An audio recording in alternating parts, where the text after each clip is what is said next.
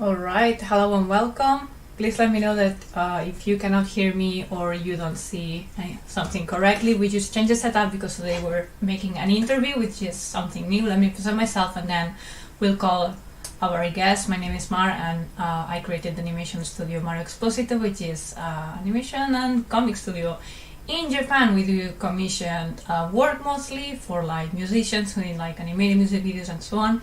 And we join sometimes with other animators to create our things. And today we're interviewing someone I've collaborated with, who's an amazing animator. He's been doing animation for the last, I believe, around 3 years. He'll present himself better shortly. Hopefully everything's working. Let me just check that everything's fine. Perfect. I think Porkky is joining. He just rated us. So this stream is working on YouTube and on Twitch, as well as in his stream. All right, so we're having new followers. Thank you very much.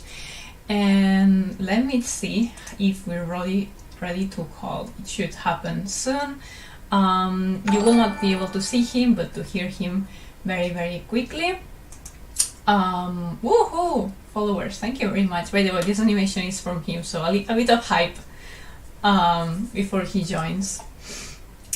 I'll be there. It's fine. We're just getting everything ready. I'll have to say it's the first time I do an interview live, so hopefully we will not have many technical issues, if anything, touching wood. And yeah, we'll be fine. So today we'll be talking specifically about working in animation industry as a freelancer. He's worked for various industries and we'll be talking about that. I'll be asking him some questions for like the first 30 minutes regarding to that, but it will be a bit of a conversational interview, not like just like go or that's the intention. And then for the next 30 minutes or so we will be talking, well, we will reply, the nerves, we will be replying to your questions, so feel free to leave your questions. I'm checking chats both on Twitch and on YouTube. And I'll be noting them. Hopefully I will not miss anything. I will not miss questions, but of course let's understand that we have 30 minutes and we'd rather reply something well than just go live quickly and then don't bring the values. So I'll do my best to keep noting everything. For example, I'm starting to see more new questions I didn't note yet, so let me note that. Just copying it in a new document just to make sure I'm not missing a lot. That's nice. That's very nice. Okay. Thank you very much for your host. All right. So yeah, Porkky, you can call me anytime. I'm ready.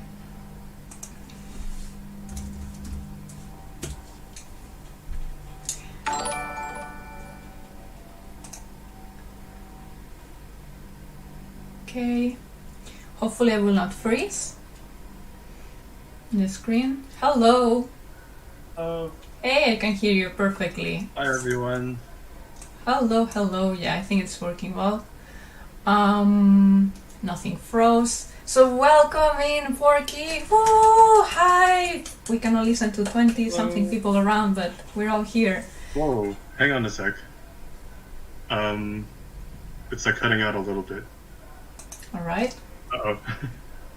Oh no, it's me. It's my headphones. Okay, sorry. No. Hi. Okay. Nope.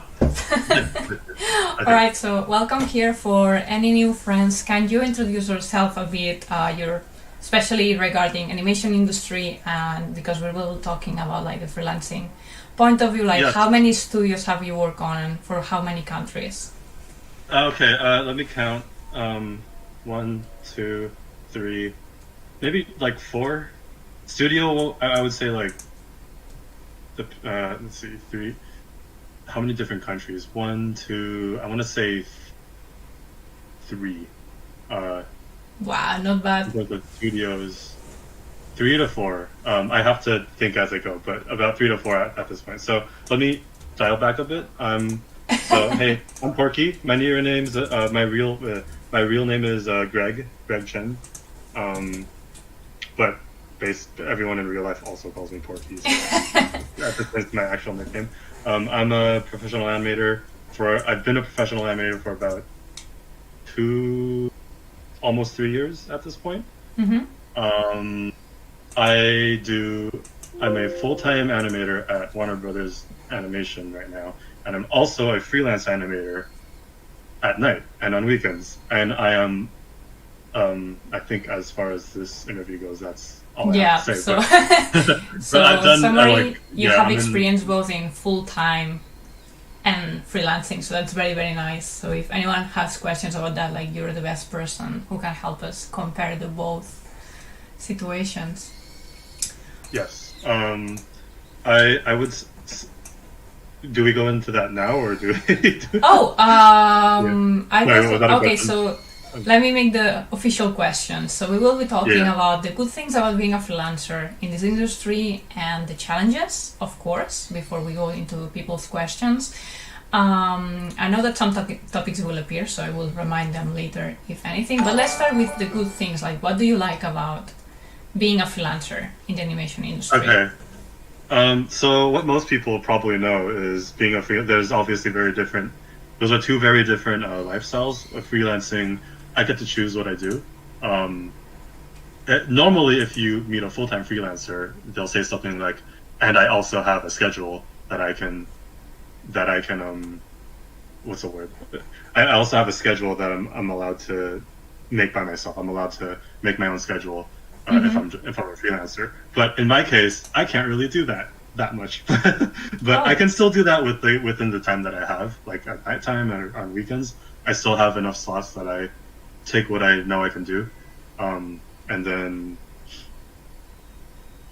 you just remember freedom and time management should be like the main thing that you love about it, but you cannot do it. Yeah, it's a little less. It applies a little less to me. I definitely like it more because I get to choose full projects that I get to be part of. That's my reason. Mm-hmm. So compared to not that I don't like my full-time job. I love my full-time job too, but it's just very much you have a lot more control in what you do. Mm-hmm. Usually, some not all the way, but how would you use that control? For example, like, okay, I want to work with that person, or because I want to try that style. Like, what's the good thing about it? Like, why would you want that freedom? Yeah. So even right now, I'm working on a couple of projects, and literally like yesterday, I remember telling someone I'd like to do. I can't talk about it, but I'd like to do this shot. I'd like to do. Is it okay if I do this shot for these reasons? And can I do this? And if I'm talking directly with the person, I guess the director in charge of that project, it's a lot easier for them to be like, yeah, okay, try this, or no, we want to stick to this, but we also have freedom in this part. Whereas in the full time, I don't ever really get to do that. Mm-hmm. I do get to do that. Like, let's see. If freelance is 80% control, then full time is about 10 or 20%. That's the best way I can do it. Yeah. I see. So, but not zero. Do you think that that's more related to the how big the studio is, other than the fact that it's freelance or full time though? Like, because smaller studios, I imagine it's more easy to just go talk to the director and ask a bit more, maybe, or do you think that's just how it is? I would say the size definitely. Also, I would say the size definitely matters because the bigger your studio, the bigger your team, the less duties you have, and the more focused you are. So, in my case, I work full time in a really, really big studio, probably one of the biggest. And you could magnify my duties as like, okay, here's the department. Within the department, you're in the animation department. Within the animation department, you are this role right now. Within this role, you have these duties. But but there are cases where the duties they're so specific. And I can just say right now, I'm officially a retake animator. But because I'm a retake animator on what I get to do, I do sometimes have the freedom to go like, all right, if we're retaking this shot, can I do this to this shot? You know. In some cases, I'm building from the ground up, and I'm actually reanimating certain things. Talking about that, we didn't mention, like, of course, we said you're animated, but what's your specialty? And anime. are you going to some other place right now? Like what's like from the things that, because I know you, like you're touching and you're good at, like are you trying to evolve somewhere? Yeah, I'm an animator, specifically like the 2D animator. What am I? That's even now that sounds vague to me because it's like, okay, but what does that mean? But it's pretty clear. It's like you do 2D animation, but that's obviously not the case. I mean, we're seeing examples of your work. I'm trying to showcase your portfolio. Oh yeah, right. Sorry, I'm looking at the wrong screen. Yeah. So, for myself and my freelance work, what you see on screen is probably a lot closer to the stuff that I do when I take on a client or when I join a studio that's relatively small but still pretty big and doing pretty cool stuff. I'm usually doing, say, cleanup or just straight on animation. Like the last project, a lot of you might have seen the Long Gone Gulch project, that the pilot that I was part of. That I got to do a lot of animation. I did have the keyframes, but I took those keyframes and I animated those keyframes as well. So it can depend on the pipeline and the studio that you're working with, but I generally have a lot more freedom to do what you see on screen in a freelance environment compared to a full-time environment. Yeah, of course. Like I'm seeing a lot of different styles, by the way. Like, is that something that you enjoy? Do you want to get into that now, or? Well, let's go to it. Do you have a question for that, or would you like? Let's talk about styles, because I just assume being a freelance animator, working with different studios, like sometimes even inside the same studio, you will have like different projects that will require something different. So let's talk about that. Yeah. Okay. I guess this is the more interesting. This is probably interesting to a lot of people because I'm one of the few people, and I never thought this would happen to me, but I am. The best way I could describe my style is, or styles, or how to put this? I'm someone who has to change styles not just because of the pipeline or different projects or different designs that I have to work in. It also has to do with, let's just, the most obvious one is anime versus Western. In the day, I usually have a more Western approach to things because I work at a Western studio. Even for some of my freelance, I have more of like, okay, you have, I'm taking on projects that look like a certain studio did it. So, or at least I'm guilty of that. Yeah, Netflix style. I call it Netflix style now because I do think they have a style. And then there's like anime style, which is mostly Japan. But if you're talking about the Japan pipeline, I'm still considered pretty indie. I haven't worked on, well, I can't talk about any series that I've worked on, but I have worked on smaller, like I've worked with you, Mar. I've worked on with some other smaller studios. I've worked on a pilot film, and I'm even working in that style for some projects in the West, because that's happening a lot more in the West now. A lot of people like me are growing up who love that style and are actually kind of feeding that style into the Western industry too. You kind of noticing that a bit, but yeah. I'm not complaining. But yeah, to answer that, I have to shift my head basically. If I'm doing a project, for instance, in my full-time work, and it's a very particular style. Like right now, I'm working on Looney Tunes. I didn't say that, but Looney Tunes, like the Looney Tunes right now. I'm animating / retake animating for them. But as soon as I finish that, it's kind of interesting to be like, okay, well, I have this assignment at night today. I have to shift my thinking and be like, all right, now I have to study all these sete from this studio, from like Studio PA Works or Mappa or something like that, and be like, Kyoto Animation, and be like, that's the person I need to copy. Need to try to kind of get that, and it's so different because it's a different style to the point where I say it's different because they actually have people in Japan, and I know a lot of people particularly really like or are really curious about the anime side or the anime pipeline. They have a very, very specific pipeline. Like if you go to Yes, Japan and indeed. you work, Maru, you know, it's all very similar. It's all like you've got your Genga artist, your Ni Genga, and then your Doga. Yeah. It's all, Everything is it's so all structured the same from yeah. different studios. Like they work very, very similarly, and then the style. There's lots of differences because I can notice them very clearly, but yeah, it doesn't have as much variation as the Western of what I'm actually showing from your portfolio, for example. Yeah, So does we're it take talking a about lot of pipeline. time for you, like to like say, okay, I want to take a new project from this studio, but wow, I need to adapt to their style. Like I should plan for more time. Like how do you manage that? So I manage. How do I manage it? Indeed, I don't know. I kind of just manage. I have to on the spot. I a lot. Sorry. I'm just thinking when I'm doing that, but I want to say I usually give myself a day or two to really pick up. If I need to be super specific, I remember there was one project I was part of. I was doing sete on it. So sete, for those of you who don't know, that's just the Japanese word for model sheet. I love doing model sheets. I love studying model sheets. Not For character references, designs. this would be a model sheet, just showing Yes, character what you've designs, yeah. done. But I love just tying stuff down into a model sheet. I don't know why. It's just maybe because I'm an animator or something like that. But, Model sheets. Oops. I have to. I remember that. Shoot, what was I gonna say?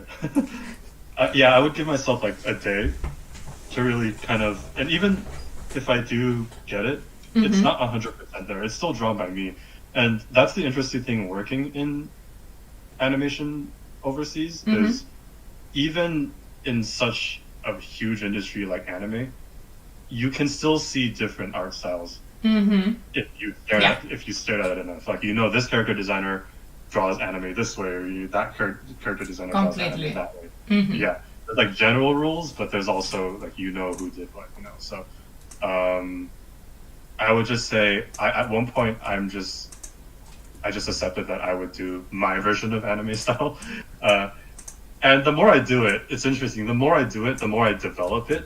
Whereas on the daytime, I'm also developing my cartoony. I have another style. I have more Western stuff. I also have like a cartoony. If you've seen from my website, I have a lot more cartoonier stuff. And so it's getting muddled. I'm kind of becoming this jack of all trades style. Is it person. something you enjoy, or would you like to become more specific in one style? What was that? Sorry? I'm wondering whether you enjoy the ability, like as a freelancer, you can adapt, like drawing many different styles, and you want to keep doing that, or would you rather say, look, actually, I like more that one, and I want to do projects there. Oh, that's a great question. I'm going to use that question to just go into. And that's very personal, really. Like there's, like both paths would be perfectly fine for any artist, but just for you. Yeah, it's how do I answer this? I'm sorry, I'm doing that a lot. Of course, take a moment, drink water. Yeah. Everyone. I definitely don't regret studying that. At one point, I was like, "What's my style? I don't know what my style is. Am I?" Sorry, excuse me. Reminder to everyone to have a drink of your beverage. Blink, stretch. We're talking about styles. I don't know why there is a jet flying around at 7:15 p.m. in San Diego. But yeah. So, and you can go to my. You have my website. You could probably just show the character page. Yeah, for example. like I'm showing now your OC. So we have her here and here. Though, there's the one thing I did of I actually drew Mar as well at one point. Just for oh right, where am I? Yeah, I'm somewhere. It's on there. Okay. It's in the character design, I'm guessing. Design the model sheets, yeah. So just to answer your question really quick before I forget. Yeah. It's. I see a lot of questions too on stream. Sorry. Don't worry about the questions. I'm noting them. We'll reply like everyone. Feel free to ask your questions. I'm noting them. We'll just go there in like 15 minutes or so.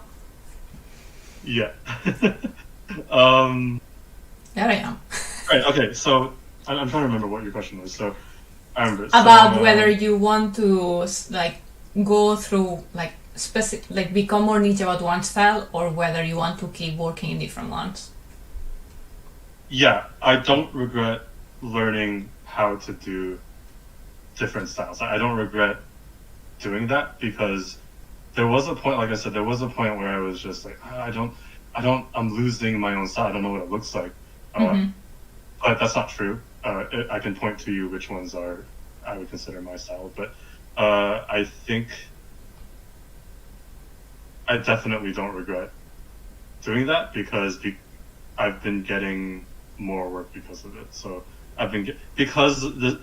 it's one reason I've been getting more work overseas too, is just because people see it and go like, huh, I don't know if this kind of looks like something along the lines of what we're going for, but I'm not sure. We're going to, let's maybe ask to see if they can do it. Usually they'll contact me and I'll say something like, oh, I'm not sure, but I can try it. I usually offer a test for myself. I test myself and I go, is this something you'd like? Is that something you would recommend to other animators to like just start with various styles so they know that you have versatility, and then you will slowly get into more of what you like? Yeah, that's a tough question because I think I only got into it because I really wanted to do. I was someone who really wanted to work in anime at like, let's be real, as one does, we start wanting to work in areas like that. But what I found super fun was because I wanted to have that. So, sorry, I'm going to backtrack. I had my own style, which was the more cartoony, more Western looking stuff. And I still love doing that. But I kind of wanted to do more than that. So I think 2019, I challenged myself to really be like, okay, if you want to do this, see if you can do it. And of course, I started studying model shoots, and people. I was like, can I do this person's style? Can I try it? And usually I would do it, and I would stink. It would be bad, but I kept doing that, and because of that, I was able to adapt to a lot of the freelance pipelines that I'm part of. So to answer your question, I definitely think it doesn't hurt. In fact, it only helps. But the problem with that was something that I wanted to get into. Like, some people don't really want to get into the same stuff. For me specifically, I really wanted to do a few particular styles. So I would say, easy answer, yes. I would recommend it because I think the more diverse you can prove yourself to be, the more work. Not even like just a specific work. If you're aiming for a specific thing, if someone sees that you are pushing yourself to study something different other than your own work or other than one particular style or two, it just comes off as more like you're someone who really wants to learn stuff outside. And that's very personal, I would say. If you don't mind me telling like my take on that, I'm experiencing the contrary, where if I don't push out the things that I want to keep working on, it's easy that I just get a request for things that are getting farther away, and then I just go like farther and farther, and then people who wants to contact me for the thing I actually want to do, they don't see examples that are like up to date, if that makes sense. So I really love your point of view because it's so true. It's sort of like the more that you show people like, hey, I can adapt to you, that's an absolute good point.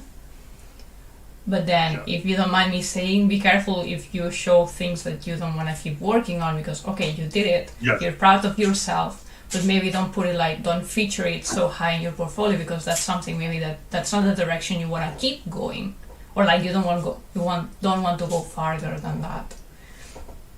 Yeah, I don't know what you think about can I add to that? Because I think that's really important for people who are who are currently looking for work to hear. I believe it was Laura Price, I think, who said this, but I think that she said that you don't put work in your portfolio that you want to do. For anyone looking for work, it's good to have at least two. I say if you want to do animation or character design, those are just off the top of my head because I do those. You would just have a portfolio focus on those two, and only put that. If you don't want to do 6-point turnarounds at work, don't put 6-point turnarounds in your work. I love doing turnarounds, so I put those. And I have a page. I don't even. And if you notice, I don't even have my. Usually, it's good to put. You hear people saying like, it's good to put your process or your sketches or your, and I consider putting that on my design page as well. But I'm not. I don't consider myself a good designer. I consider myself a entry-level designer professionally. But I am much better at taking someone's design and putting it in a turnaround. So for the past year, I literally just focused on doing that, and now I'm getting better at it. I'm doing more anime style too. I've gotten into that stuff, more Irish animation too. I love you Irish completely evolved that. Like, you're being humble. Like, come on, look at this. Look at you, the patience. Yeah. By the way, no, I'm not going to bring that up right now. Actually, I think if it happens, I'll do it. But just to keep on track, just to keep what I have in track. Don't put stuff you don't want to do in your portfolio. Yeah. Yeah. Try not to. It's very.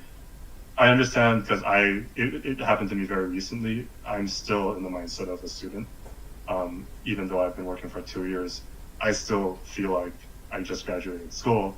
And I often, when I finish a piece, I really want to show the process, but it just looks better without, like, I'm going to be real with myself. I really like the turnaround. I like tying down stuff. I like those angles. I don't know why. Again, maybe because I'm an animator. But if I don't want to do the design, I'm not going to put that in my portfolio. So that's why that page, you only see the final thing. Wow, that makes sense. I'm glad I pushed further for that answer. Awesome advice. If I wanted to be a designer, sorry to interrupt really quick, but if I wanted to be a designer, I would have those examples ready. But I don't. I like taking other people's stuff and really tying it down and putting it. I already said that, but yeah, that's like how specific I'm getting to when I'm saying that's the kind of discipline I'm on. That's the kind of discipline. Sorry, I'm talking fast. Right. That I want to focus on for now. It's fine. We'll soon get into questions, but before that, let's talk specifically about challenges. What do you find challenging of being a freelancer in this industry? Freelancing. Okay, challenge. Number one thing is I'm constantly worried about how to find new work. In the case of, obviously I don't worry about that as much because I also do a full-time job, but I imagine if I didn't have a full-time job, how would I keep myself afloat freelancing? And I would say that biggest challenge, it's funny because you think that it's actually looking for work, but at one point it's, let's say, okay, looking for work, looking for what you want to do is tough. For me, after that, it's like negotiating prices, depending on, because I work with all sorts of different people. Budget's something I hope I talk about in this interview because I've learned a lot about different projects and different budgets. But we can talk about that if you're comfortable in another stream, maybe. I will just say, I think for me, the most challenging thing was understanding that working in freelance doesn't necessarily mean you're always working at the same budget. Some people do. A lot of full-time freelancers do, and I understand why. It's because at that point, they're taking enough work that they're taking work that they may not necessarily 100% want to be doing. Because they don't have that full-time job. They need to find as much work as they can do, including work that they don't want to do. And so they tag a rate. Here's my rate. And then they have a steady rate. I am a huge advocate of respect your rate, respect other people's rate. Don't undersell yourself. But at the same time, as someone who has a full-time job, it's really interesting to be like, all right, here's a project I want to work on, but I know the budget's very different, you know. If I just want to bring up the most obvious example right now, it's Japanese animation versus Western animation. If you are looking to work in anime, do not expect a union rate.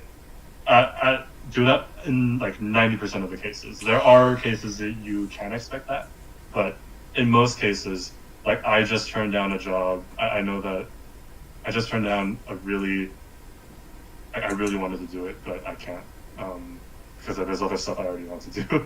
But I turned down an offer from a really big anime studio, probably one of the biggest ones right now, and as for a studio like that, their rate is still like it's super. Yeah, the averages are completely lower compared to Western animation.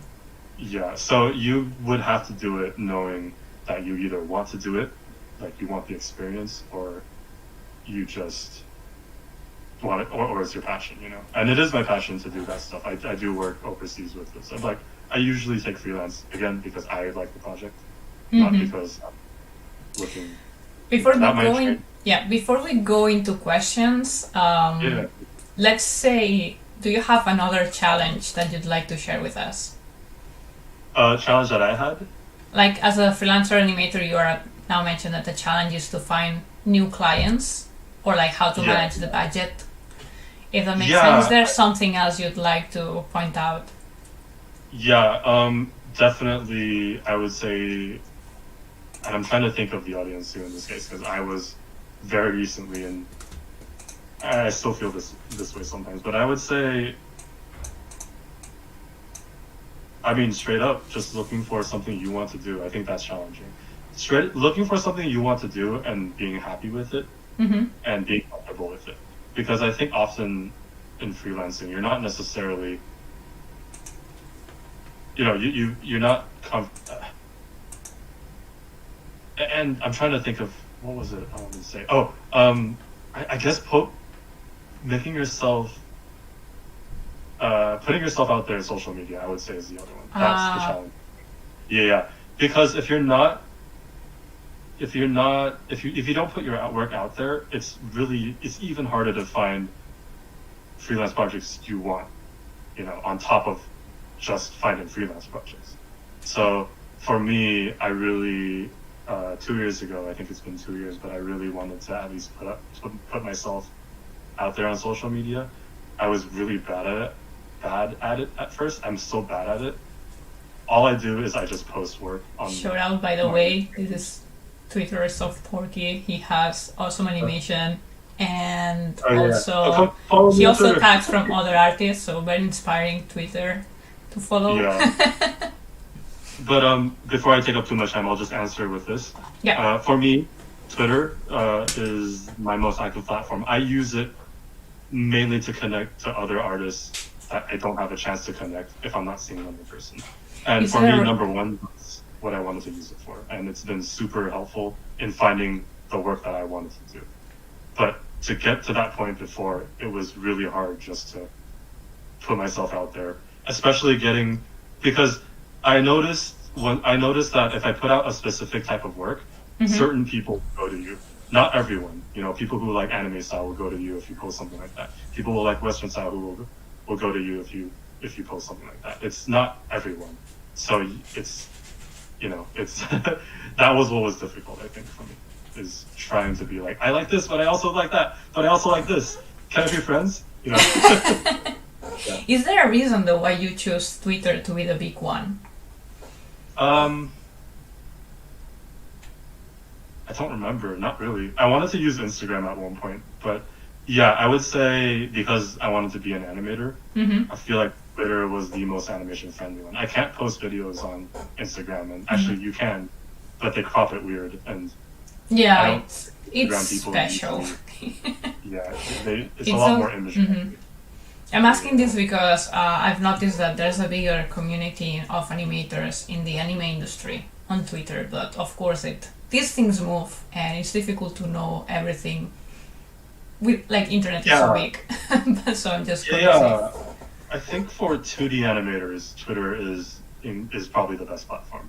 I think that's why I didn't even know that, but when I noticed that I started getting more interaction through Twitter because I was doing 2D animation, I was like, okay, that's the platform I should be maybe trying it on. And sure enough, I started building a small community of people that I really wanted to small community, he says, stick together with. Yeah, so. Yeah. All right, that was a good talk. There's still many things I want to ask you and that we can talk about, but it would be fair to go to the questions now since we promised. Yes. So I've been taking notes of them. They're jumping from one subject to the other, but I'm pretty sure they're quite all the same in this topic, like Go for on it. the big thing. So let me go. So Josh asked that, well, not exactly a question, but he's always wondered how to make a living as a freelancer animator, obviously.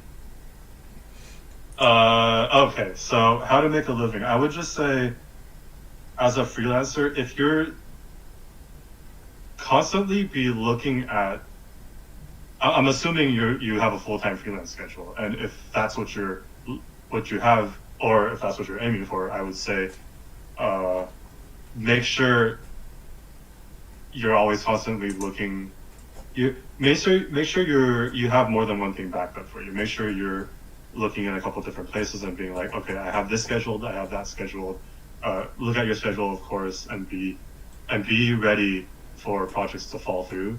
I feel like in my case, projects do fall through around a little less than half the time, but I would say on the other half of things, I could see myself with a freelance schedule and being like, Monday, Wednesday, I'm going to work on this. So Tuesday, Thursday, I have this. And if you're still, I'm not talking about looking for work. I'm going to just talk about keeping on schedule. You're always on your schedule and you're always looking for newer callouts.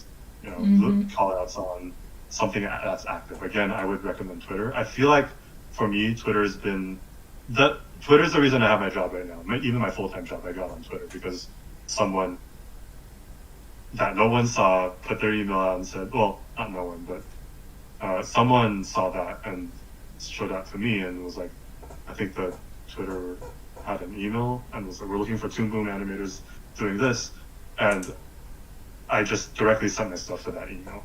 There you go, Twitter, and look out for options and make sure that you always have something to do, like pile up different projects if possible. Yeah, I would say Twitter is probably, because Twitter's kind of like public Facebook, I guess, where it's like, oh, people are doing callouts. Always look for those callouts and try your best to have multiple options ready, and know that you're going to be doing them. Yeah, because it's a lot more of a scattered schedule, but it's your scattered schedule. It's not a producer's schedule. That's true. Scattered schedule. Yeah, like so, you can plan for the future at up to a certain point. Yeah. In this case. I hope that answers that. Okay, let's go to the next one from Blake. Do you need a business license to start freelancing? If so, what kind and how do I get one? And I believe they're asking from America. I guess that's the US. Well, I'm American, and I would say, well, okay, I'm Taiwanese American, but they added that. Like they added that. Yeah, just if anyone is curious, but I do not have a business license. I literally, when my freelance callouts, if I see a callout that I want, I will contact them directly through email or DM. And usually now I get a response because if you're on my stream, you will hear me say this a lot, but I'm a big advocate nowadays of directly contacting people in charge. Not be nice about it, but I feel like that's always a more intimate way of getting yourself to show yourself that you're interested in their project. I do that a lot. If I see a call out, say on Twitter, I don't go ahead and I don't publicly say like, oh, I posted my portfolio. You can do that if they ask for it, but I just go directly to their DMs and I write out as if I were writing a cover letter and I'm saying, this is why I'm interested. Here's my stuff. Let me know if you're interested. So I would say as far as animation goes, that's all I do. I don't have an animation license. And that applies from whatever country you're in, actually. Yeah. I mean, as long as you have your paperwork on order and everything. Yeah. All right, let's go to the next one. Actually, you already replied, so some different questions just with these two answers, but let's go there. From Justine is asking, does freelancing accept entry-level animators? That's a very good question because 2 years ago, I would have not. I wouldn't know how to answer this. And I'll try to keep it as clear as possible. Some do, some don't. It depends on the project. some just inevitably, I'm just gonna get this. I mean, everyone knows. For depending on the project, there are certain qualifications, and I'm talking like skill level and stuff. That is there, but I have had cases where, like right now, I'm working with people I would say are entry level, but in many different projects. But I like working with them because for me, it's either I know them, I know they're not gonna cause me any trouble or make the pipeline hard or anything, and they may not necessarily know how to do everything that, say, a top level studio animator would know how to do, but they can still help, So I would just say, yes, but you have to make very clear. I think it doesn't hurt to make clear what you want to do, what you are good at, and what you need to work on.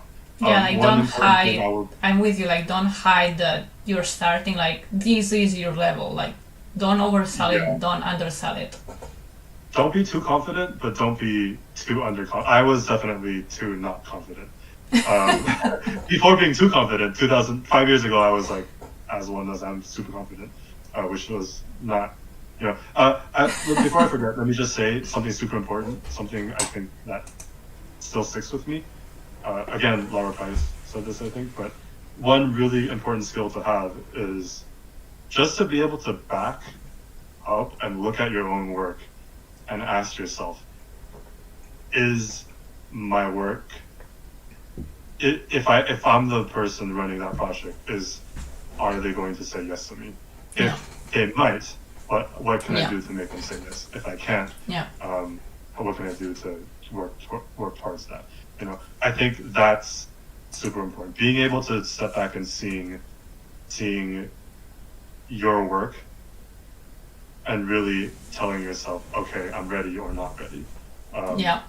Like be real to yourself. If I can add something to that. Oh, sorry. Yes. Sorry.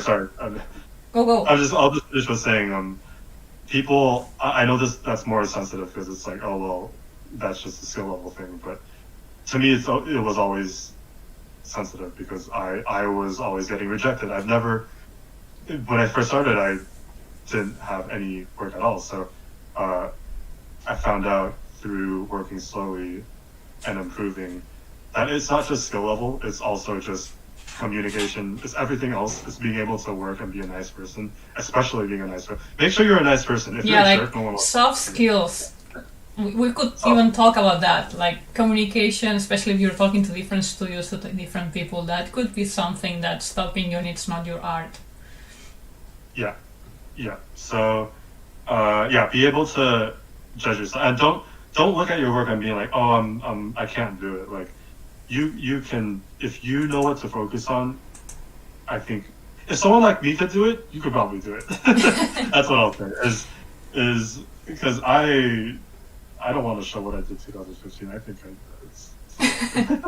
not that I didn't like it. I actually really liked some of it. But if you're talking, again, this is the industry we're talking about. You just have to look at what people are asking for, and then you have to look at your work. But on the other hand, if you look at someone's work on freelance project and you go, I think I can do that.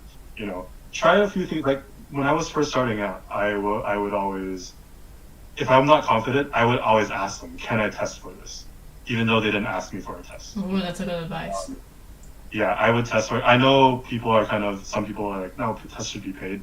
But for me, I really wanted to do certain projects. I really wanted to find something. So I would go that extra step and be like, okay, this is the only time I have to do this. After this point, I don't have to do this that much. And sure enough, obviously it started out hard, but the more I did it, the more I found ways to be like, I can't do everything, but I can show them that I can do this. Yeah. So, that's it. Okay. In that, I can say that as I also started my own studio, which is basically I'm a freelancer getting more freelancers together to make some projects. I actually take entry-level animators, but then... That's right. Maru Studio takes... Maru is super cool because I don't think enough people do what she does. I think people should have some leeway and grounds for training.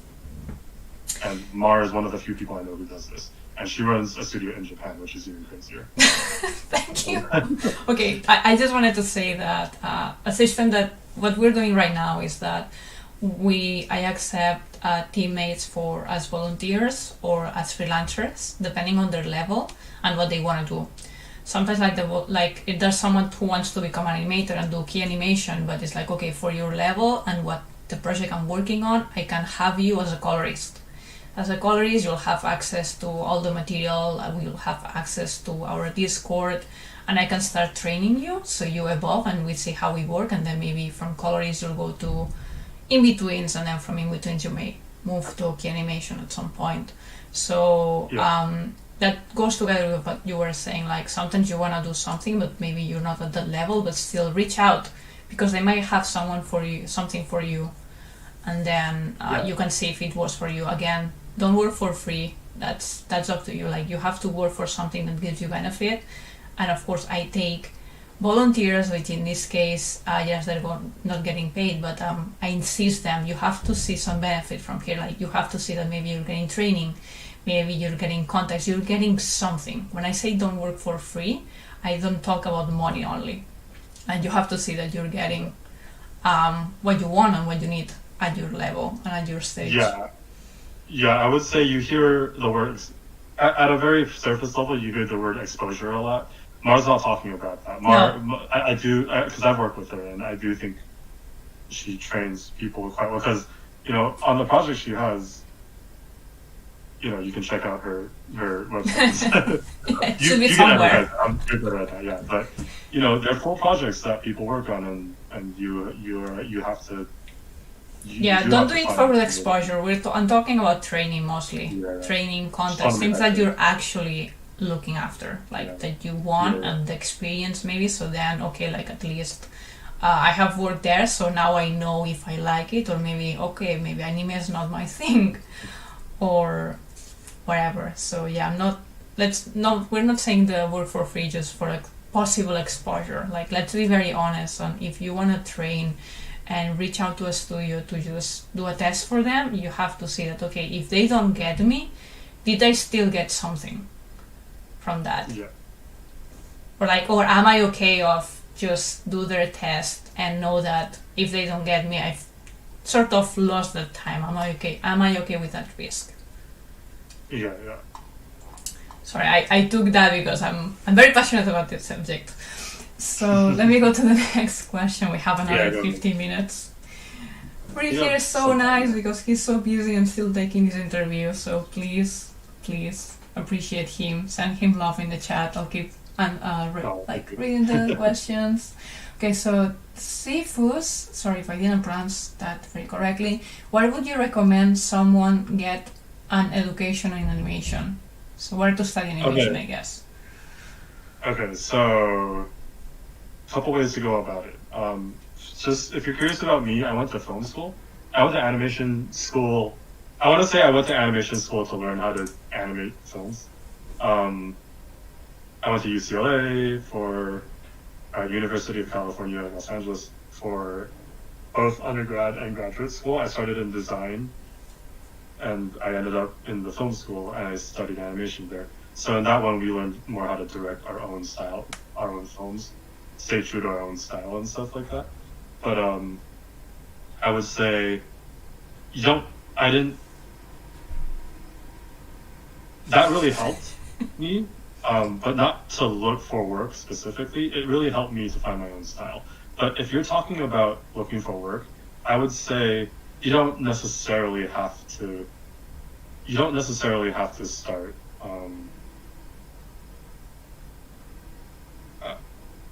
I forget if your question is what. Yeah, the question is like, where would you recommend someone get an education in animation? Okay, so you are asking. Just off the top of my head, I'm just going to answer with my best. If you have no other resources, you have, and this has worked for me studying nowadays, you can study online. And I'm not saying through classes, I'm saying you can do studies yourself. I'm assuming the worst possible case where you don't have enough you don't have the resources to go take an actual course.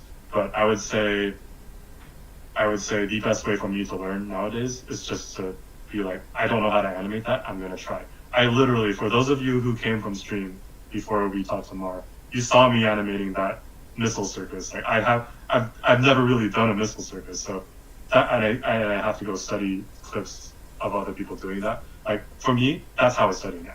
As a professional, that's how I study now. But if you're talking about schools, I would say that depends on what you want to do. For 2D animation, it's not common. I would say schools aren't that common, but I would go online to see if there are any courses, possibly from YouTube. I do know one person, Howard. He has a course in 2D animation. Mara, you know Howard. You were interviewed by Howard. Yep. He's got a pretty good one that animator. he's putting out. Yeah, doing 2D animation. There's a couple other ones, but none that I can think off the top of my head. If you're doing CG, there's a ton. There's like Anim School, Anim Squad, Anim, Animation Mentor, iAnimate, CG Carrier. There's so many for CG, but I would say that's more for feature if you're getting the CG feature, and that's something that I was going to do at one point, but now I realize I don't really need to take that path because I have my own right now, and I can totally go back to do that if I want. But I think those are more like bootcamp courses, and I know they cost about like $700 to $800 per course. So they're pretty pricey too. They're still pretty bootcampy. Otherwise, I would say where you're gonna find stuff for 2D more intro level and or 2D stuff, honestly, probably universities. If you're in a university or something like that, you could probably find maybe if you don't have an animation course in that university, you might have to go online. But I would say 2D is in a very interesting spot where there's no school for 2D animation. Yeah. And as you mentioned, there's so many options, and you keep practicing, right? Like it's not that in one school you learn everything you need to know and then you're working and everything's fine. Yeah. Unless you're in France or Japan, maybe. How? I feel like if you're in France or Japan, there might be schools for that. But I mean, at least I'm talking about the US. Yes, but for example, I did study like the 2 years in animation school in Japan, and even then, they train you so you can enter the company, and they assume that the company will keep training you. Yeah. Right? So, for example, there was a class of animals, and we did the horse and a dog, but then they also give us like homework. You also have a bird, a cat, and of course they didn't give me a dragon that then I needed a month later. So you have to also understand that you'll have to keep practicing on your own, either working or not. Just something I wanted to add that's related to what you're saying, that there are so many ways to study, so many schools. It's interesting being in the industry now, because before, I'll just say this really quick, in school, the first hurdle in life is getting into the school you want. Then it's getting the first job you want. And then it's getting the job, and then it's getting like the company you want, there's always some form of getting what you want. It never ends. So for me right now, it's really interesting being like, all right, I'm not in school anymore. I'm definitely an animator, and that I'm thankful for. But at this point, I want to steer in directions that I want. And for those of you curious, like for me personally, I love all forms of animation. Like I love anime, I love Western animation, I love French animation, I love Irish animation. Irish animation is a huge industry right now, I would say. Oh, I didn't know much about that one. I'll have to check my own. But like even me, like I still want to continue working in anime. I probably will more now because I'm starting to get into more specifics in that pipeline. But for me, it's no longer a school thing. It's no longer what school do I go to. It's what do I want to do? Mm-hmm. How do I do that? Exactly. How do I learn the next thing I need to learn for? So I hope that answers that. Yeah. All right. So I'll go to the next one. Who are you, from Nate Williams? Who are your top 3 favorite animators who you would say influence your style? Influence. Okay. Thank you so much for asking that. That changes from decade to decade, but when I say decade, I've only been in animation for like a decade. But or maybe every 2 years or 3 years. But you've been aspiring to it for longer, I'm pretty sure. Yeah. There's a couple ways I can answer this, but I am going to. If you're talking people, because I think most people would answer with a person. If you're talking people, definitely Japanese animators nowadays. So number one for me, Yo Yoshinori. I love his style because his style is he's a Japanese animator, but he also takes a lot of influence from Western stuff. So he's one of the few people where Yo Yoshinari. He did like what was it? He animated on. He's a Trigger animator. He's a director at Trigger right now. I love Trigger Studios. It's one of my favorite Japanese animation studios because they're so different. I just like things that are different. Number two, that's a person. So with the other two, that's a person. Important data. It's actually a human, you know, guys. Influence. So I'm actually going to answer with studios now. Okay. Studio Yotta is a studio that I now have the honor of working for.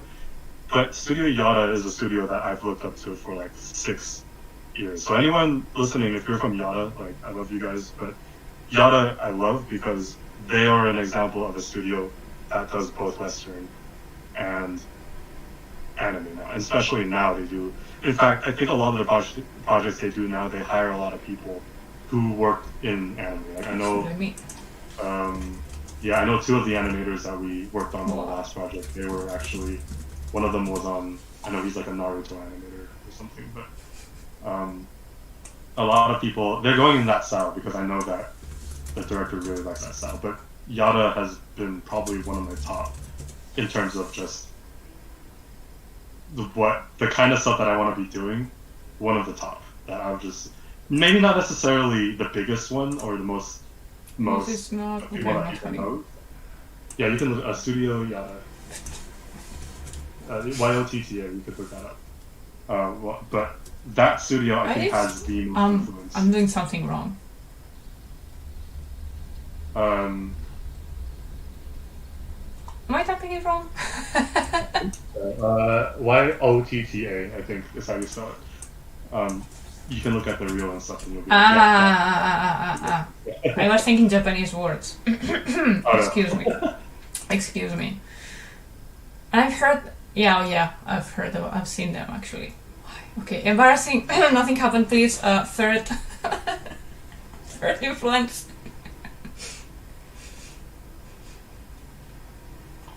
There you go. Porkky, did I lose you? Oh.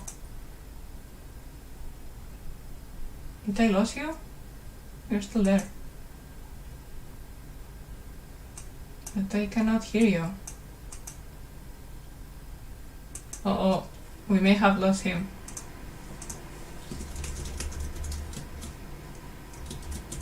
Okay, please excuse these little moments.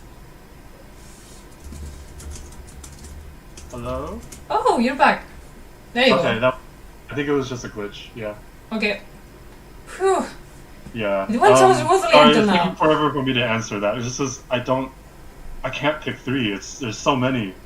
Let me pick a third really quick. Just Knights of the Light Table. I'm just gonna be honest. Knights of the Light Table. For those of you from Pegbar, you know me very well. Very well. Like there are a couple of people in stream right now who probably they know exactly what I'm talking about, but they're a lot more Western, but they do anime style work. So yeah, go ahead, right there. This will be the anime-ish. Yeah, it was created by a guy who works at Powerhouse Animation, and Powerhouse they do Castlevania. That was them. It's for Netflix, so they have sort of the Netflix anime style. But what the guy who directed on that, I think, is he created this studio, and a lot of us are in a certain place because of that studio. And right now, I talk to a lot of those people every single day in that Discord server, and I'm constantly inspired by all the people working in that server. So if you're here in stream listening, like I love you guys too, but I would say as of the past 2 years, I would say these are my biggest influences. Mm-hmm. And like even if you're talking about anime, there's so many. Yo Shinar is the first one. Just Hey, you did a great job answering to that question. If they ask me, I get blank because I'm like, there's who? so many How? others. No, It's too many. I can't. Yeah. Sorry, I'm gonna stop just so Okay. in case there's any questions. Yeah, let's go Yeah, to the but- last question, and then we have to let you go. Yeah. Perhaps. 1 second, because now with the issue we had, I lost my notes. Where are you? Oh Ah, no, it's not that one. It's that one. no, we lost Okay. questions. Ah. Fantastic. Okay, so one last question, and I'll ask you to. It will be like the wrap-up questions. How do you like? Tirthana asks how to take references for character designing. Haha, yes, I love this. Okay. Woohoo! Sorry, I knew you like it. Man, I always go like, yes, I know, and then Right. So I would say if you want to be a character designer, best way to, like I said, applies to animation as well. That's good. Look up the people you really like, see the work that they're doing, and see if you can do what they're doing. And so specifically to character design, I will just say, I say I'm like entry level because if you're talking design, I'm not someone who can mishmash. Like I can design certain things really well. I can design certain cute characters really well. I can do certain anime styles really well, but I can't really be like, okay, if I get taken on a project and they ask for, I don't know, they ask for me to design a giant boat with legs or something, that's gonna be harder for me because I don't know how to draw that as well. So I would just say a really good skill for a character designer to have is to know to be able to draw a lot of things. For me, I draw humans a lot. As one does, I draw humans. But a lot of good character designers I know, they also know how to draw creatures. They know how to draw creatures in different shapes. They know how to draw skinny creatures, tall creatures. They know how to draw like weird mythic, just super creative stuff that my stuff doesn't even compare to.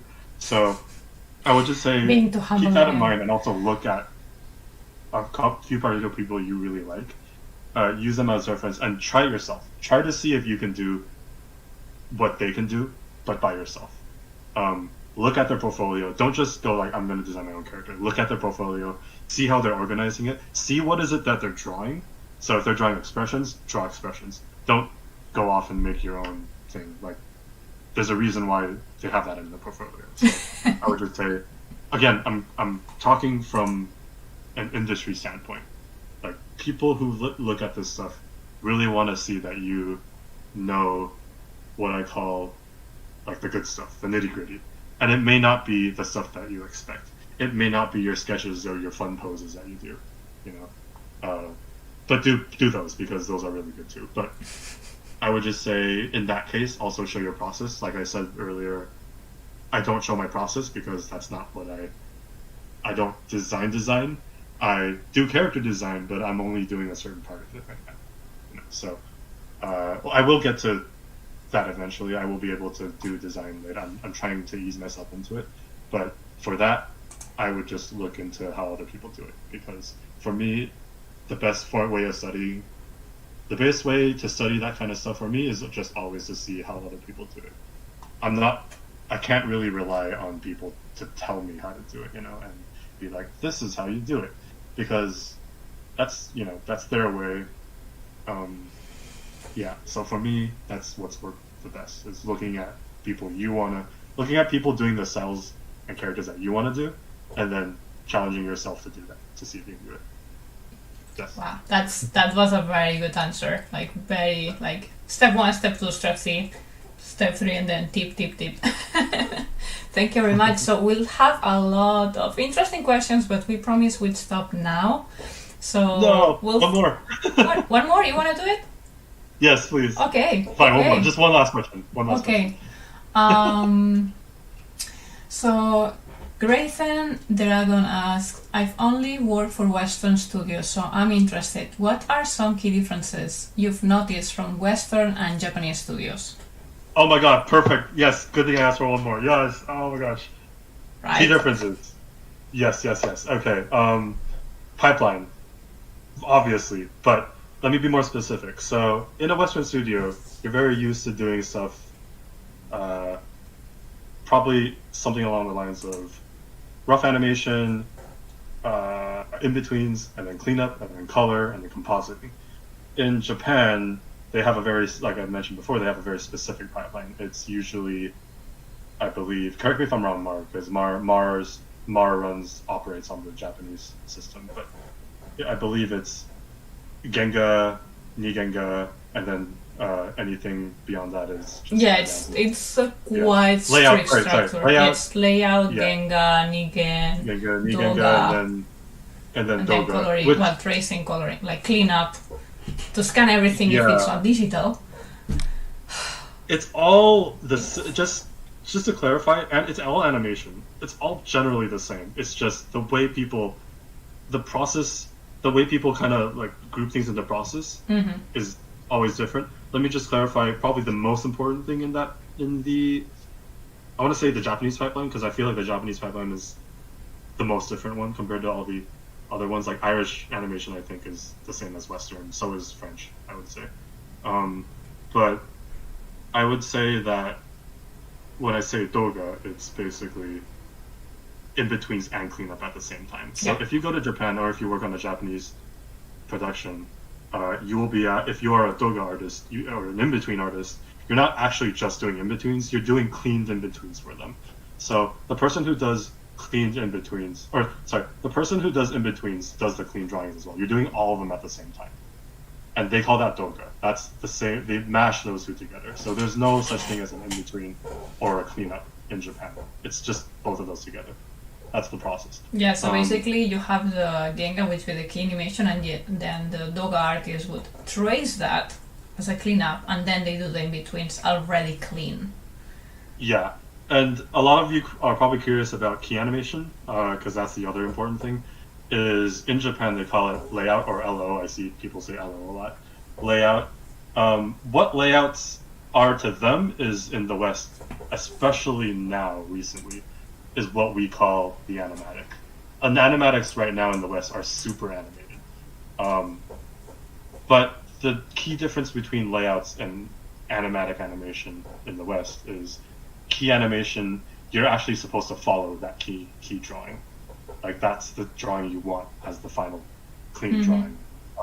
Whereas the animatic drawing, you're not necessarily following that 100% most of the time. But, differences like that. There's just pipeline differences. Yeah, actually, I don't even know, because I work in the animation one where you have the storyboard, and from there you already go to layout, which is like you already draw what you want. Sketchy, but it's what you want. So your storyboard is what's there in between? Can you explain it to us? What? Sorry. So like in between it's like in between the storyboard and the actual layout. There's something else in the West, right? Yeah, in the storyboard and the actual because there's no, I feel like especially in TV now, people just go directly from storyboard and start animating those boards, and then those go overseas, because in the West you're sending a lot of stuff overseas for studios overseas to do it. And that's why they do it that way, because it needs to be really clear. Whereas in Japan, and as someone who's done both, like it's super interesting to see this. It's in Japan, you can't, if you're the layout artist, this can happen. You're either doing the layout, and the second key artist, the Nigenga artist, usually helps you clarify that. That's usually all. It's like the same process, but it's all organized differently. It's super weird, and it's like as soon as you break out of that, no one understands what you're doing. If you're working in anime and you're like, okay, can I in between these? Like, that's kind of like second key animation. Like for what I did with Mar on a particular project, I was basically doing second keys and timing, I guess. But like because you had the layouts ready already, that had to do everything. But it's easier for people to understand that because that's their process. So yeah, I would just say and I know that in Japanese animation, a lot of times if you're the layout artist, if you have a very experienced cleanup artist or in-between artist, doga artist, whatever. Yeah. And by the way, layout artists often also does the background in Japan. I don't think that you do that in the Western.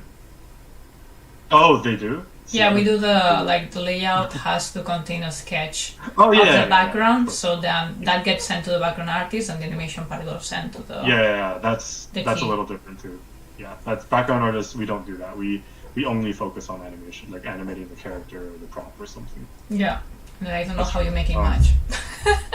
Yeah, so I would just say that it's super interesting because oftentimes you will get some in Japan or in anime, you will have your layouts can be corrected by the doga artist. If your doga artist is super experienced, they will actually correct your layout drawings. Which is why if anyone ever wants to work in anime, I would recommend starting out as an in-between artist. Mm-hmm. I know it sounds like the not as good job, but it actually is. It's funny that it's actually the job that requires you to be the best draftsman because you're doing the in-between. You're doing the last, like you're drawing the thing that people will actually see on screen. Yeah, and you're learning more through that than you are doing layouts. Whereas I know people who like really want to do layouts and they go do them, they do the key drawings and they cannot animate. It's fun and creative, but they get corrected and you never learn anything because you're not doing. So anyway, that's it. That was a very, very good question, and which popped up other questions, so it's up to you, really. Oh, wait. Am I on your YouTube? Maybe I can... Oh, like, by the way, we're out of time, but if anyone wants to keep asking me stuff, I'm going to be streaming... I'm going to continue streaming on my stream tonight, so if anyone wants to come by, Mara, I guess you can link it on the... Yeah, I mean, I will sort of, like, we close the call, and I wanted also to check the full chat to say hi and something, so it will be odd if we both like break up the people. I don't know how to do that. Why? What? Oh man, thanks for coming, everyone. Yeah, like it was also nice. So nice having you. We learned so much, and there's still like very good questions. I sort of, forgive me if people wanted to ask about some other another pipeline. I feel like most of the people here are more curious about what we just talked about. Because, I'm saying, but I'm saying both, like animators interested in the Western style or that are actually working in the Western style, and also for the anime one. Yeah, because I feel like as far as pipelines go, those two are the most different. Like I've literally after work, if I have an assignment that's from overseas or something, I would have to shift my head and be like, all right, time for a completely new experience that has nothing to do with what, I have to literally turn my thinking over and be like, I'm a different person now, doing this and this and this now. Yeah. So, I noticed how for the Japanese style, most studios work like very, very similarly, so it's very easy to like work from one for the other. Maybe it's like, okay, for example, this animation we're seeing, her hair is like blue, right? Mostly, but another studio would make the hair green just to make it more different. But other than that, everything's very similarly. But for the Western studio, from what I'm seeing you do and others do, every studio works more like in their own way. Yes, absolutely. A lot more here than... It's like you really have to work to understand them, like you need the training. Yeah. In Western studios, it's a lot... I would say it's a lot more... It's a lot less of a strict pipeline. But we generally still have an understanding of the same vocabulary, the same terms, That's good to know. Especially when it's indie. Yeah, especially when it's indie. It's because again, it's all the same. It's just organized differently. So yeah, that's all right. I hope that's interesting. Oh, thank you, space that. Okay, so what shall I do? So Porkky says he will be on his stream. He's streaming on Twitch. Do I have a quick link to him? No, that's mine. Can you wait? Can you send the link on? Send me the on Discord, and I'll send it to both chats. Sure. I'll send you the link. You can follow. I'm not gonna start yet. I want to follow Porkky. Oh, by the way, let me send everyone. Okay, so that's his Twitch. The Twitter.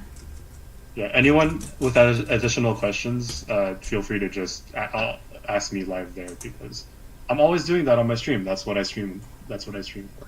Sorry, here we go. That's also the website I've been showing all the time. His portfolio. Yeah, so that was the last question. Like, where can we find you? So. Sorry, where can we like find the closing question was like, what are you going to do next? Like, where can we find you? So. Oh yeah. No, thank you. Extra question. Yeah. Me, I. Like, if you can say, of course, like, there's lots of spoilers that we will not mention. No, I would love to. I would love to because this basically carries on from what I talked about. As I mentioned, my style, is influenced by a few particular studios. Whether or not I'm working for those studios, I can't say, but I can just say in this next year, look forward to a couple of new surprises. Yeah, I will just say my goal was to join these studios that I talked about. I love working in the styles that you've seen, particularly in Western style and anime style. And this year, I am definitely going to be doing that more than before. Will you be looking forward to character sheets as well, or just animation? Yes. I'm looking more work into. I want to just say like sete is just an easy way to say it. I'm sete for everyone like this, like sete, how you say it in Japanese, it would be character sheet basically, right? Yeah, it's just character. It's these things. Sheet. These things so animators can then actually work in the character so it keeps all the time the same, like, oh, the hair just grew in a second, oh, it's short again, these things. I do model sheets so much that I've made, it's starting to get to a point where I am finding work specifically to do model sheets, and it's like, you have a lot in your portfolio. If you do something enough, you'll get it. Yeah, if you want something badly enough, you do it a lot. If you keep doing it, you'll get it. Yeah. That's what I guess I'll end with that because I think people might want to hear that. All right then. It took me 5 years to get to the studio that I wanted to work at right now. I can't say which one but I will say soon, maybe. Yeah. Alright, I'm gonna stop talking. Thank you very much for this interview. This has been so much fun. This has been so nice. Oh, absolutely. Thanks for having me on. We have to do it again at some point, but for now let's take our break, if that makes sense. So Porkky says he will be on Twitch. I shared the link on the chat for everyone. After I close this, the call itself, I'll keep online because I want to check on the chat that I haven't missed anything talking with you, and possibly later I'll be hanging out as well on Porkky's chat. So you can still go to him soon enough. So I'll keep online for another 5 to 10 minutes live, and we'll go there. Of course. I'll start my stream then, but as soon as we end. But yeah, thanks for having me on, and check out Maru's YouTube channel. She's got a lot of interesting interviews as well, not just me. I'm so happy I can interview in English. Like the other interviews, guys, they're in Japanese. They have subtitles, and it took a lot to make the subtitles. Yeah. I'm so happy today. We do the interview and it's done. It's done. Yay! So awesome. Yeah, thanks. This is super fun. If we do an interview again, we'll probably do another topic. But this was, I think, the most interesting one because this is. It's a big one, and I have still noted a lot of questions. So just in case we could do a part 2, like in a time. Just copy the questions. We could just do a part 2 interview later. Yeah. Like, it depends. Like, let us know what you want in the chat or in the comments. Yeah. If you're watching this later. So, alright. Thank you very much for being here. I'll see you soon on your Twitch. Everyone go follow Porkky, and how do you say hang off? English. We'll end the call. Hang the call. Thank you. For having me. If it wasn't obvious, English is not my native language. So. Yeah, that's true. Goodbye and see you later. Alright. See you, everyone. See you soon, hopefully. I'll be hanging around online and stuff. Bye. Right, I just closed the call from Porkky was so awesome, but let me very quickly go through the full chat in case I missed something, sorry. Alright. Be patient with me, and soon we'll go to Porkky's Twitch. You can watch Twitch, by the way, without an account, I believe, so don't worry about that. There were so many good questions,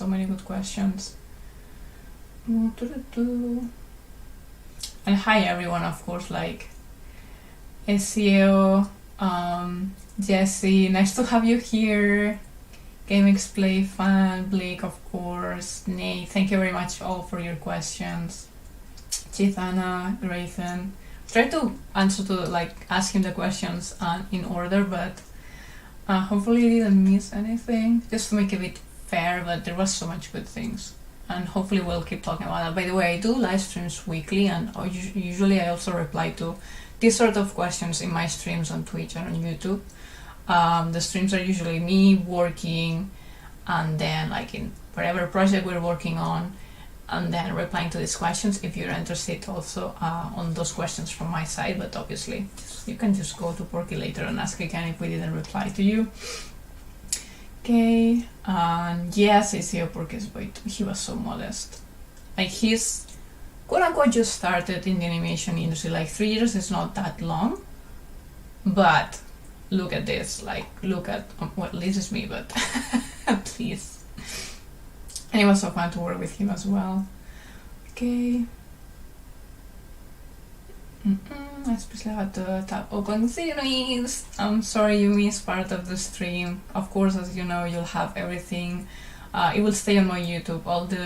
On Twitch you can see the recordings of the video for a bit longer, but on YouTube it will keep forever unless something is going on. Right. Thank you for answering my question. Thanks to you, Justin.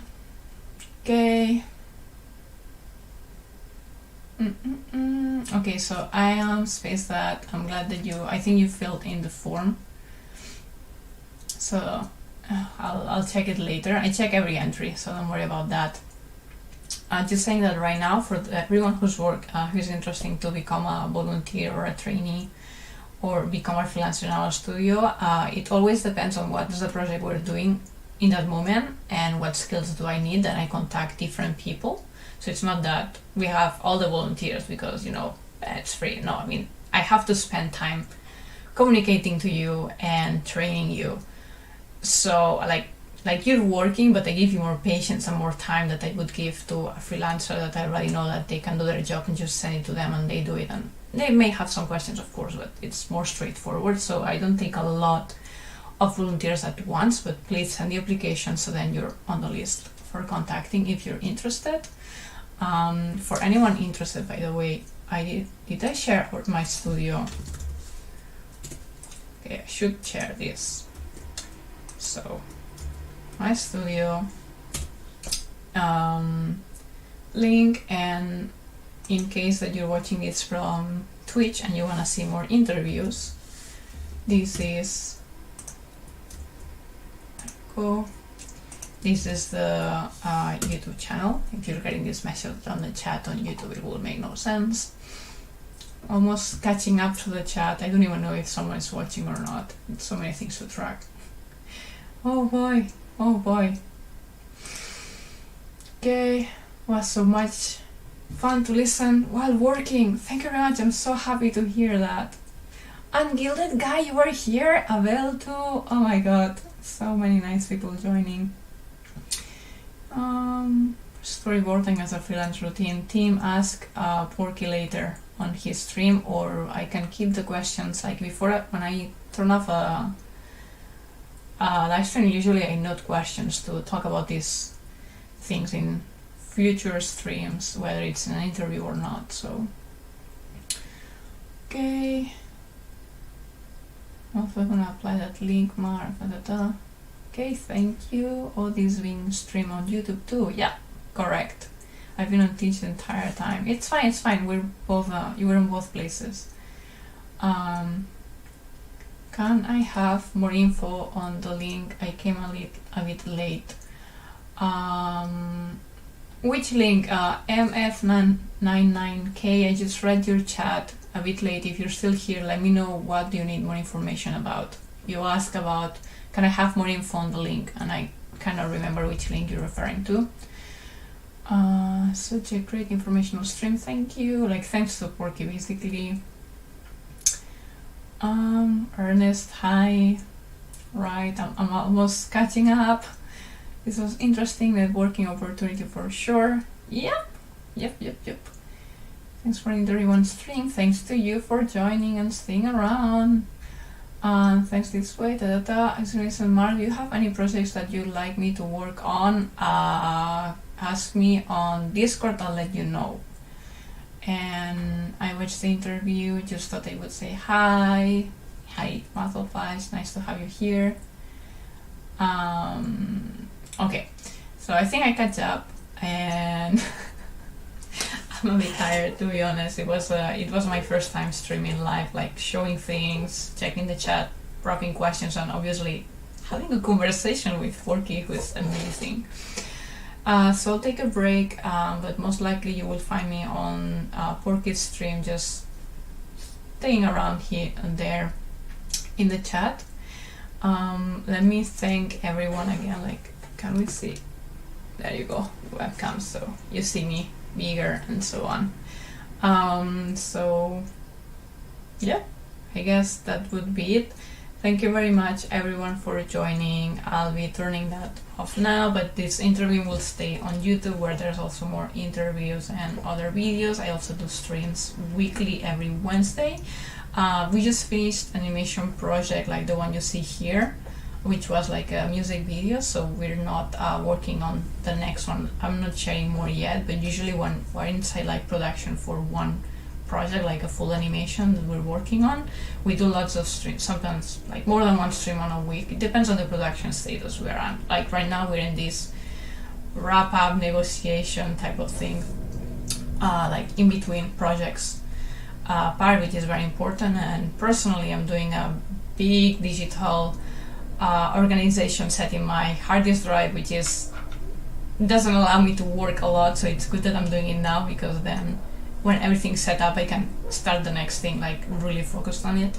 So I'm in this like special week, but otherwise I'm always like animating or doing comics and so on, and you're free, like feel free to join in our stream. So hot hat, I need to also open a window to get some fresh air, and see you hopefully next week or in any other video. Thank you very much, and that's it. Bye bye.